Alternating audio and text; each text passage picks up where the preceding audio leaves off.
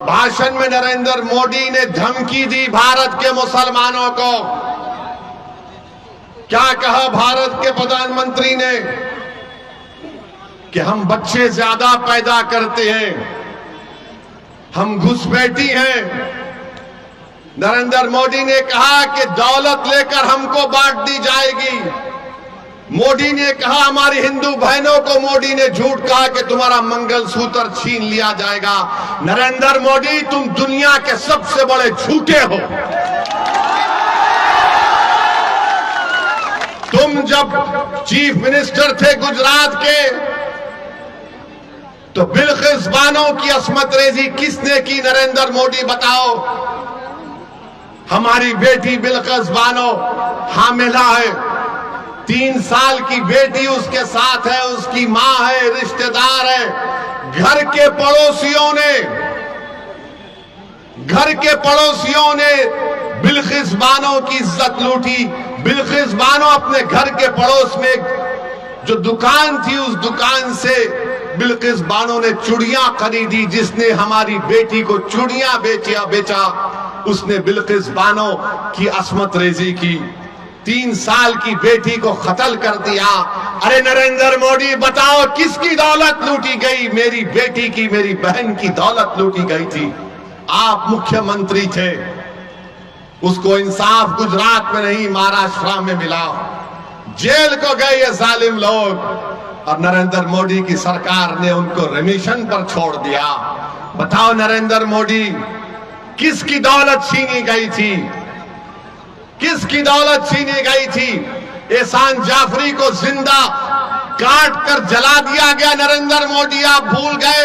यही एहसान जाफरी ने आपको कई फोन किए थे, साबिका रुकने पार्लिमान, मगर एहसान जाफरी को जिंदा जला दिया गया।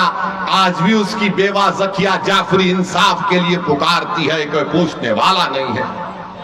भारत के वजीर आजम 133 करोड़ जनता के वजीर आजम जो कहते हैं, झूठ कहते हैं सबका साथ सबका विकास, मगर कल का भाषण नरेंद्र मोदी का ऐसा नजर आ रहा था कि हिटलर बोल रहा है, भारत का वजीर आजम नहीं बोल रहा है। और आपको याद दिला रहा हूं, मैंने पार्लियामेंट में फरवरी में जो पार्लियामेंट का सेशन हुआ था, मेरी तकरीर को उठाकर देख लो। मैंने अपनी तकरीर में कहा था कि आज भारत का मुसलमान 1930 के यहूदियों की तरह जर्मनी में जो यहूदी थे अपने आप को समझता है। और यहूदियों में जब हिटलर ने यहूदियों को गैस के चेंबर में डालकर मार दिया, ऐसे ही नहीं डाला, पहले हिटलर ने तकरीर करना शुरू कर दिए यहूदियों के खिलाफ। यही तरह इस तरह तकरीर कर रहे नरेंद्र मोदी।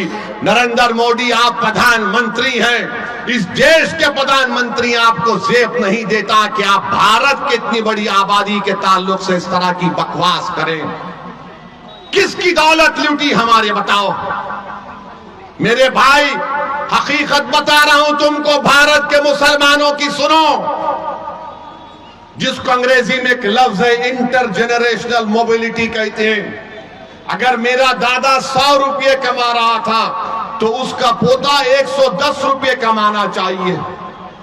हमारे हिंदू भाइयों के पोते अपने दादा से बढ़कर कमा रहे हैं। यादवों के बेटा बेटी अपने दादा से बढ़कर कमा रहे हैं। ठाकुरों के, राजपूतों के, भूमिहार के, आदिवासियों के, हर समाज के, सिखों के, ईसाइयों के पोते अपने दादा से बढ़कर कमा रहे। अगर कोई अपने दादा से कम पैसे कमा रहा है तो मुसलमान है वो। और नरेंद्र मोदी बोलते हैं कि दौलत हमको दी जाएगी। कितना झूठ कह रहा है भारत का प्रधानमंत्री, लेकर इस तरह की बात वजीर आजम करते हैं। अरे आप देश के वजीर आजम हैं, आप किसी चौपाल के नेता नहीं हैं। आप सबके वजीर आजम की बात करना चाहिए था। और बोलते हैं कि हम बच्चे ज्यादा पैदा करते हैं। नरेंद्र मोदी, क्या आपके 6 भाई नहीं हैं? अमित शाह की 6 बहनें नहीं हैं?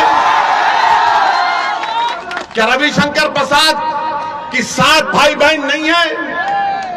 मगर दिखता कौन? मुसलमान ज्यादा बच्चे पैदा कर रहे हैं। अरे झूठ बोल रहे हो तुम। तुम्हारी गवर्नमेंट का आदादो शुमार डेटा कह रहा है कि मुस्लिम हमारी बेटियों का जो फर्टिलिटी रेट है उसमें कमी आई है, मगर ये पुरानी आदत ये बच्चे पैदा कर रहे हैं, ये बच्चे पैदा कर रहे हैं। नरेंद्र मोदी जी क्यों इतना झूठ बोलते? आदादो शुमार तो देख लो तुम्हारी। और मुसलमानों को घुसपैठी कहते हैं, घुसपैठी कहते हैं। पार्लियामेंट में 10 मरतबा 10 साल में सवालात पूछे गए, बताओ कितने घुसपैठी भारत में आए। मोदी की सरकार के पास कोई जवाब नहीं था, कोई जवाब नहीं है। 10 मरतबा पूछा गया और बोलते हैं घुसपैठी आए। अरे कहां से आ रहे घुसपैठी? अरे घुसपैठी आ रहे तो मोदी तुम क्या चाय पीकर सो रहे थे? रोकना था उनको। नरेंद्र मोदी जी सुनो, घुसपैठी कहां पर है मैं तुमको बताता हूं। लद्दाख में 2000 स्क्वायर किलोमीटर पर चाइना की फौज भारत की जमीन पर कब्जा करके बैठी है।